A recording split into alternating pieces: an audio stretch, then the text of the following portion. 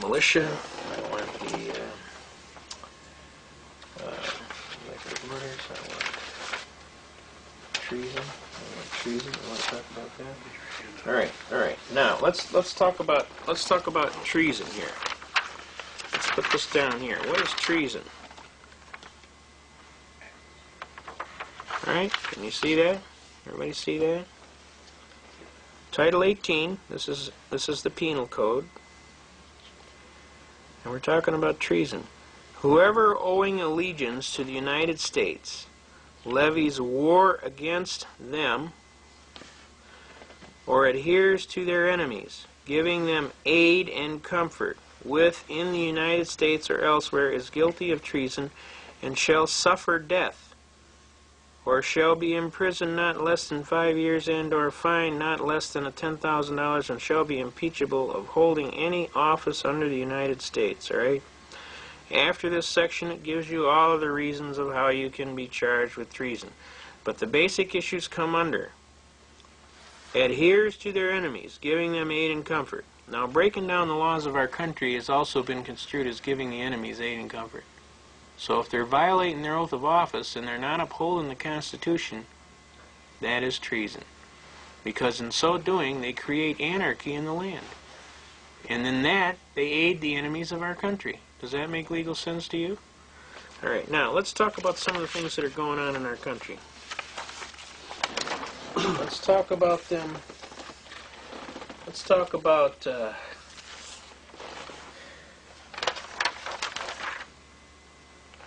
is that? I just had it here. What do we have here? We just had it here. We had it here. We want to talk about these treasonous acts, and we want to talk about things that are going on.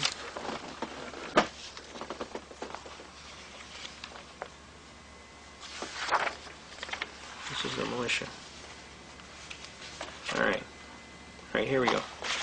We want to talk about Title 22 United States Code, Section 286A.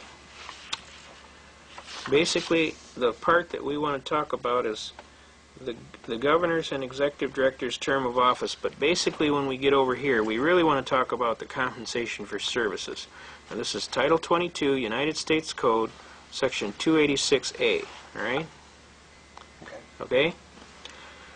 Compensation for services. No person shall be entitled to receive any salary or other compensation from the United States. Did everybody get that? From the United States for services as a governor, executive director, counselor, alternate, or associate. The United States executive director of the fund. What are we talking about here? The International Monetary Fund shall not be compensated by the fund at a rate in excess of the rate provided for an individual occupying positions at level 4 of the executive schedule under Section 5315 of Title 5 United States Code. Alright, the United States Alternative Executive Director to the fund. What fund? The International Monetary Fund. Shall not be compensated by the fund at a rate in excess of the rate provided for an individual occupying a position of level 5 of the executive schedule under Section 5316 of Title 5 United States Code. The Secretary of the Treasury shall instruct the United States Executive Director of the Fund to present to the Fund's Executive Board a comprehensive set of proposals consistent with the maintaining high levels of competence of the Fund, personnel, and consistent with the Articles of Agreement, with the objective of assuring that the salaries and or other compensations accorded fund employees who fund, International Monetary Fund, do not exceed those received by persons filling similar levels of responsibility within the national government. Got me?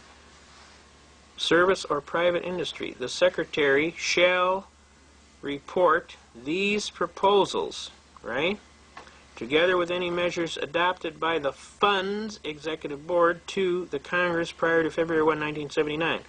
Now, folks, when they're talking about the fund, they're talking about the International Monetary Fund. And when they're talking about being paid, people like Janet Reno, who is a governor of the fund, is paid by the IMF.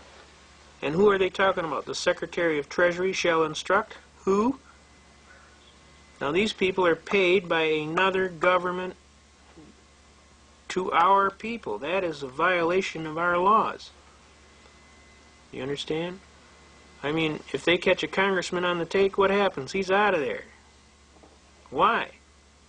Because it's considered to be unethical activity. Yet this foreign operating program, this International Monetary Fund, is paying our officers as executive officers. Whose interest do they serve? Do they serve the United States or do they serve the funds? Does that make sense to you? Okay. To me, this is an act of sedition or treason. The bottom line is they are not operating in the best interest of the United States of America. They are operating in their interest. And they are paid by a foreign power. And how can they sit in an office of government in the United States of America paid by a foreign power? It's inconceivable that this is going on. Now, we want to find